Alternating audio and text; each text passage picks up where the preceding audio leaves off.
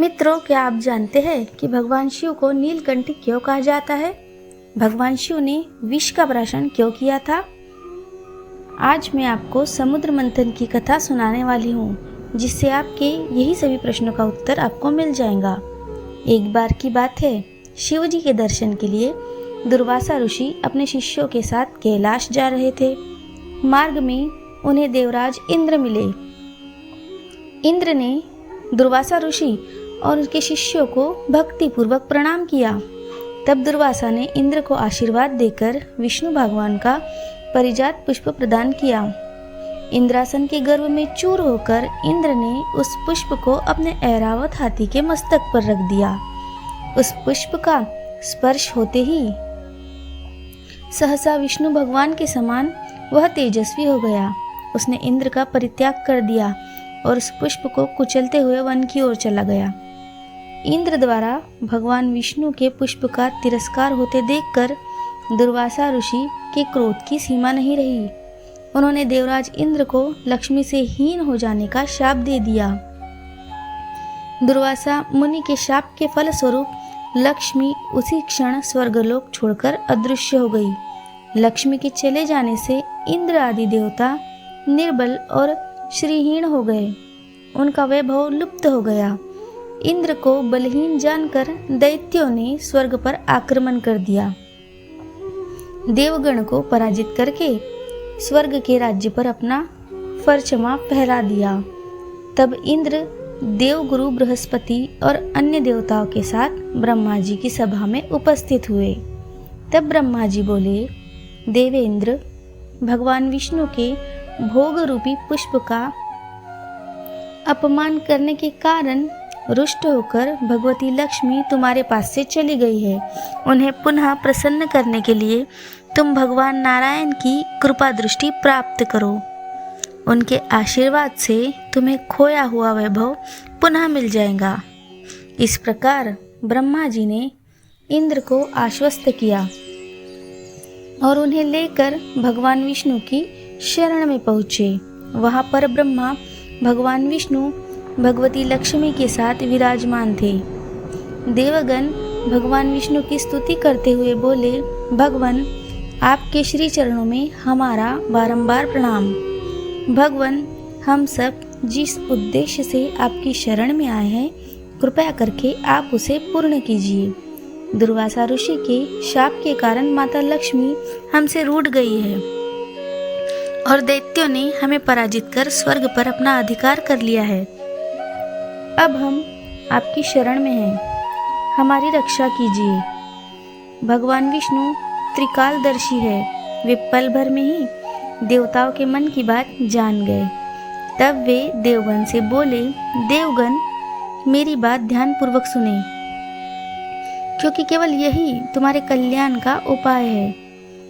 दैत्यों पर इस समय काल की विशेष कृपा है। जब तक तुम्हारे उत्कर्ष और दैत्यों के पतन का समय नहीं आ जाता, तब तक तुम उनसे संधि कर लो।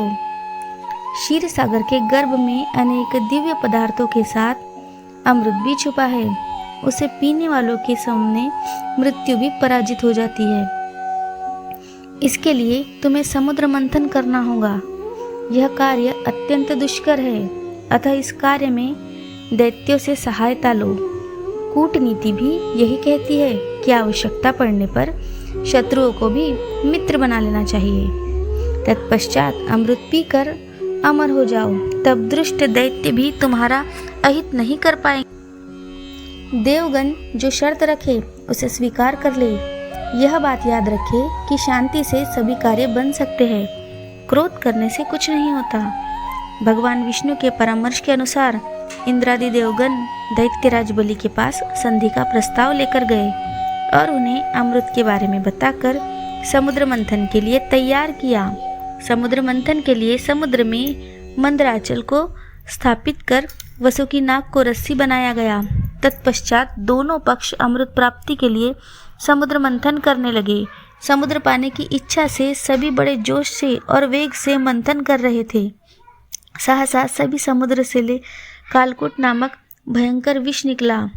उस विष की अग्नि से 10 दिशाएं जलने लगी। समस्त प्राणियों में हाहाकार मच गया।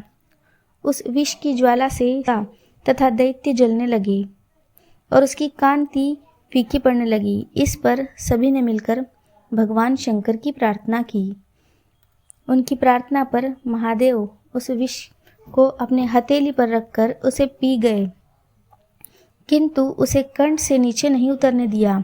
उस कालकूट विष के प्रभाव से शिव जी का कंठ नीला पड़ गया, इसीलिए महादेव जी को नीलकंठ कहते हैं। उनकी हथेली से थोड़ा सा विष पृथ्वी पर टपक गया, जिसे सांप, बिच्छू आदि विषैले जंतुओं ने ग्रहण कर लिया। विष को शंकर भगवान के द्वारा पान करने के पश्चात फिर से समुद्र मंथन प्रारंभ हुआ। दूसरा रत्न कामधेनु गाय निकली, जिसे ऋषि मुनियों ने रख लिया। फिर उच्च श्रेवा घोड़ा निकला, जिसे दैत्यराज बलि ने रख लिया। उसके बाद ऐरावत हाथी निकला, जिसे देवराज इंद्र ने ग्रहण किया। ऐरावत के पश्चात कौस्तुभ मणि समुद्र से निकली, उसे विष्णु भगवान ने रख लिया। फिर कल्पद्रुम निकला, रंभा नामक अप्सरा निकली, इन दोनों को देवलोक में रख लिया गया। आगे फिर समुद्र मंथन से लक्ष्मी जी निकली। लक्ष्मी जी ने स्वयं ही भगवान विष्णु को वर लिया। उसके बाद कन्या के रूप में वारुणी प्रकट हुई, जिसे दैत्यों ने ग्रहण किया। फिर एक के पश्चात एक चंद्रमा, पारिजात वृक्ष तथा शंख निकले। अंत में धन्वंतरी वैद्य अमृत का घट लेकर प्रकट हुए, जिसे चालाकी से देवों ने रख लिया। इस प्रकार देवों को दैत्यों से छुटकारा मिला। दोस्तों, यदि यह कहानी आपको पसंद आई हो और इसी तरह की पौराणिक कथाएं आप आगे भी सुनना चाहें, तो हमारे चैनल को सब्सक्राइब करें। धन्यवाद।